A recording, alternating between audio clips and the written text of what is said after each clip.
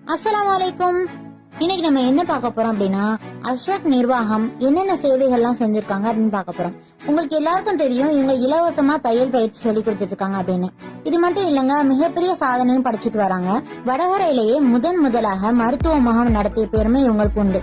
2007ஆம் ஆண்டு பெண்களுக்கும் குழந்தைகளுக்கும் சிறப்பு மருத்துவ முகாம் நடத்திட்டு வந்தாங்க. இது மட்டும் இல்லைங்க, முதியோர்களுக்கான இலவச கண் மருத்துவ முகாமும் நடத்தி வந்தாங்க. இப்படி கிட்டத்தட்ட 15க்கும் மேற்பட்ட முகாம்கள் நடத்தி மக்கள் பெரும் பயன் அடைஞ்சிருக்காங்க. அது மட்டும் இல்லைங்க, மாணவர்களை ஊக்கப்படுத்தும் விதமாக கல்வித்திறன் கருத்தரங்கம் மற்றும் இளம் சாதனையாளர்களுக்கான விருது போன்ற பல நிகழ்ச்சிகளை நடத்தி வந்தாங்க. இவங்களுடைய சேவையை பாராட்டி ஏபிஜே அப்துல் கலாம் பவுண்டேஷன் வழங்கும் India's best Seva Ratna award கொடுத்திருக்காங்க.